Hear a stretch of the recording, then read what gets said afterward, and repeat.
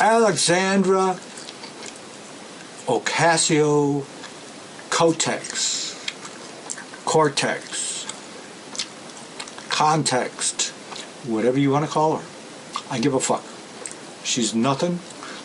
She's today's fried egg in a pan, waiting to get flipped. That's all she is. She's nothing. She's not even up to the level of one of these hood rats that live around me here. She's not very good looking. Everybody thinks she's so fucking hot. I don't think she's so fucking great, you know. And when I see her with her Payless shoes and no socks, she reminds me of Mike Tyson. I'm sorry. He was like that. He'd wear black shoes, no socks, go in the ring with a towel with a slit down the middle of it for a robe. The boy from Brooklyn, like she's the girl from the Bronx. And who was the other girl from the Bronx? J-Lo. Jennifer Lopez. Another Puerto Rican claiming to be from the Bronx. The only one I would say is really truly from the girl from the Bronx is probably Rosie Perez. And she would stomp the piss out of both them fucking broads. Oh, there's the F word again. But I think it was appropriate in this case, because it was an adjective. It wasn't really like a noun or like a doing something, you know, like not to do it. But AOC, as she likes to be called, I've said it all along, she has more in common with Trump than she has in common with Charles Schumer. They both come from rich families. Neither one of them really had to work for what they got. She has wild ideas, and she's getting people to vote for her on the popular side, not on substance. Just like Trump. Now, if you want rights and you want freedom, you should be in the Reform Party, like Trump used to be with Pat Buchanan and Ross Perot. Ross Perot was the first victim of all this attacking your family, gonna put a horse's head in your kid's bed, all that stuff. Me, I'm not a politician. First sign somebody wants to do some stuff like that to me, I make it known. They call it a veiled threat, whatever you want to call it, you know. You do anything to me, I'll be sitting on your front doorstep when you get home from work. Period. But that won't happen if you don't do anything to me. So it's like your own fear will work against you. Now, I must say, in my life, I've only had 2 people call the law on me. Or put the pigs on me, as I like to say.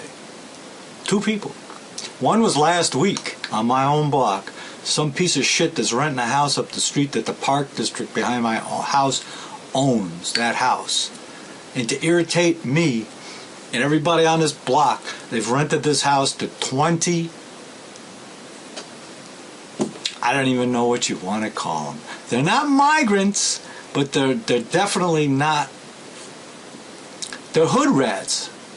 I'm in Cook County, and Cook County Housing Authority has like a 6-story building right in my town here, full of offices and stuff, and they rent all these houses that nobody will buy and Section 8 them.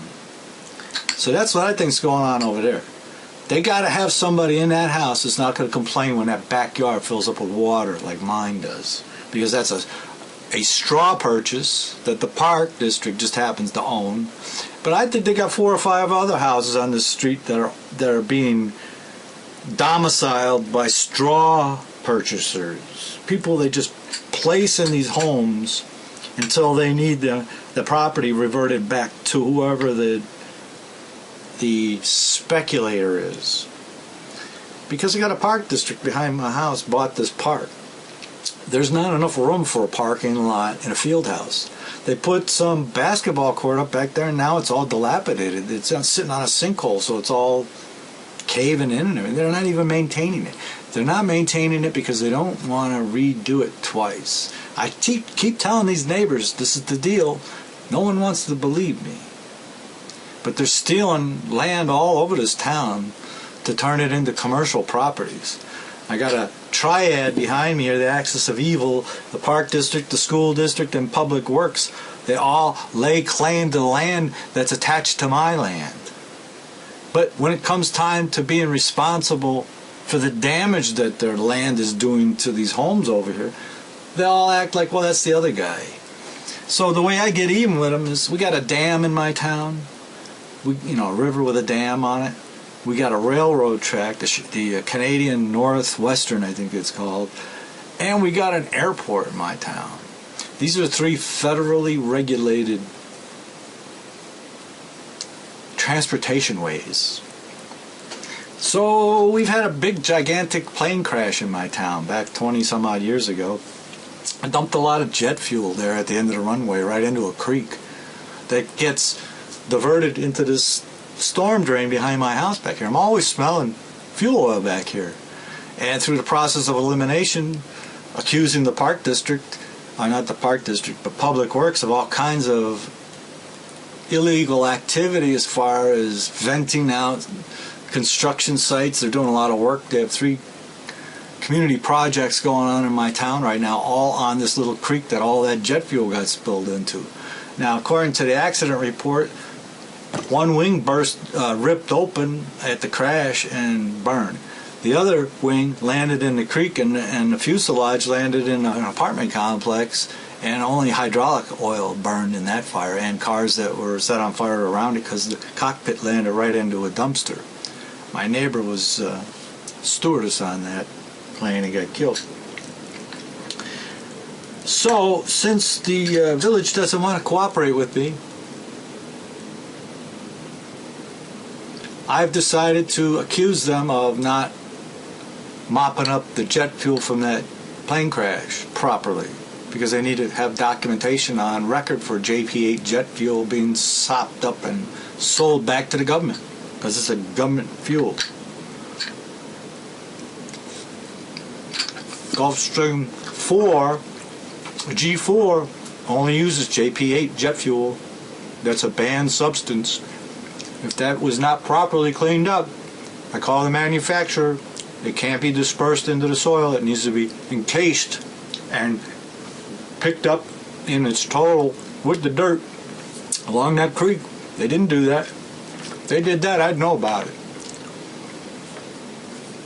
So, because no one wants to cooperate with me, I decide I'm not going after the flood. I'm not going after all the damage they do to these houses back here. I'm not even going after the Section 825 half-breeds they got living in the house up the street that they own, that nobody's going to complain because the backyard's flooded like mine. I'm not going after that stuff. What I'm doing is I call the Metropolitan Water Reclamation District, where this storm basin is attached to. And I'm telling them there's jet fuel in the water system. Now, my town is dumb enough to brag about all the things that they do to mitigate floods, mitigate illicit substances from entering into the water system. And all the manhole covers back here got big sharks on them, which means that's fresh water. Don't put any jet fuel down in that sewer pipe, Mr. Man. You'll kill these fishies. That's what it means. To stupid people that can't read, they got to put pictures on there. Well, I don't read so good either. I'm kind of dumb. I'm just a retired federal employee. I don't know nothing. I know one thing. I know what jet fuel smells like because I wore it home every night, baby. I worked on the flight line. I was responsible for reporting fuel spills. And I know the difference between a leak and a spill. And there is a formula. How many drips per minute is the difference between a spill and a leak? And they got to come out there and foam it down, all that nonsense, right? You know, that's what they do at the airport. So if you got jet fuel in a creek that's attached to a river that goes down to the water treatment plant, And the tributary that drains into it is where all the fuel went into. And people on the other end, where they move that water, they take that water and they pipe it underground out of these tributaries. This is their flood mitigation system. It's a system they built. So I know about it. They have a lift system. They lift the water up, and then it flows down, and it moves away from the river. Out of our, well, they don't want to flood those people. They don't flood my ass. They don't want to flood them. So anyway, the end of the line is this compensatory storage basin back here, along with a few others. So, accusing the village, this has been going on for years, accusing them of doing this and accusing them of doing that, accusing them of having a fuel tank in the ground at the corner up there that is leaking diesel fuel into the sewers. I mean, they shoot down all that stuff. They go bananas shooting down that stuff. I go and talk to all those shop owners along that strip mall right where that sewer goes underneath their shops, asking them, do you smell fuel oil? Do you smell jet fuel? I can't say jet fuel. If you mention jet fuel to these people, it's so far over their head that they can't get it. So you got to talk about fuel oil, like the guy that comes and fills up your tank for your furnace. Fuel oil, home oil, heating oil. You call it heating oil. You could even call it kerosene because JP8 is a kerosene-based fuel, but it has additives in there that are a dioxin. Of course, Monsanto's involved with that jet fuel. They had to quit making Agent Orange, so they let them start putting Agent Orange into the jet fuel and call it JP8 instead of JP5, It's kind of hard to find any of that in writing anymore. They've scrubbed all that out. But, I took the time at the time to find out what it is and what the difference of it is, because we got Waukegan Harbor up here where Outboard Motor Corporation polluted a foot deep PCBs, which is a dioxin, in Waukegan Harbor. They had to shut them down. That's a federal cleanup site now. As far as I'm concerned, this nonsense going on back here with them pumping the jet fuel from the creek to my pond behind my house and me smelling that fuel, that's the same as Love Canal. I mean, these are super fun cleanup things. They want to expand this airport. They got all kinds of people in this village paying people to go to these village meetings and barking about the airport expansion. No one mentions that jet fuel. And I've mentioned that jet fuel to the Public Works, and I had a 3-hour meeting with the village president while he pumped me for information for 3 hours. All I did was bark about this flooding back here. And all he wanted to talk about was the airport.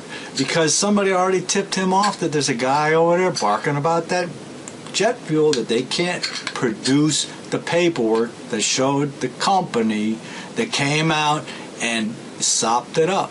Because it's an industry. Retrieving that fuel out of spills in the ground and everything is an industry. That fuel's worth a lot of money. They sell that back. And like everything else, like every other chemical in the closet, in a government installation, you got to have a sheet. I forget what they call it, MSDS, some kind of sheet for everything. Every can of Raid in the closet, it's got to have a sheet. Its own page for that can and what's in it. You can't tell me an airport like Executive Airport in the middle of a residential area is not going to have to maintain. I mean, you can't sell a gun in Illinois. You got to have the record of the sale for 10 years. You're required to maintain it. Are you going to tell me this airport doesn't have to maintain what happened to 5,000 gallons of toxic jet fuel? I've even called their after that clown up the street put the pigs on me last week. I went full bore on these assholes. I even called Executive Airport last week to tell them that there's going to be some legal action and a FOIA request coming through. This woman pumped me for information. I wouldn't tell her nothing about what I knew, but I did let her know that I spent 3 hours with the village president, and he is using third parties to fight the expansion project. And I want that ground tested before they start dozing. Once the EPA is involved, you can forget that expansion project. That'll never happen, because they're going to shut down their 3, what do they call them, community projects or whatever they call it, capital projects in town here. They're on the creek. They're all on the creek. They're going to have to sample all that stuff before they mess anymore, take a chance on releasing into the waterway any more of these pockets of fuel that evidently never got cleaned up during the crash. I mean, I hate to be like that, because the Metropolitan Water Reclamation District guy told me that the Public Works would probably blow up my house, when they find that out. I'm so scared, I don't know what to do. But, yeah, you send a pig over here to bother me about chipping ice off my garbage cans that the plow just put on there? You send the pigs over here to bother me about that?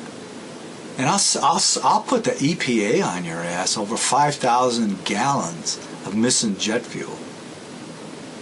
Your turn. Boone out.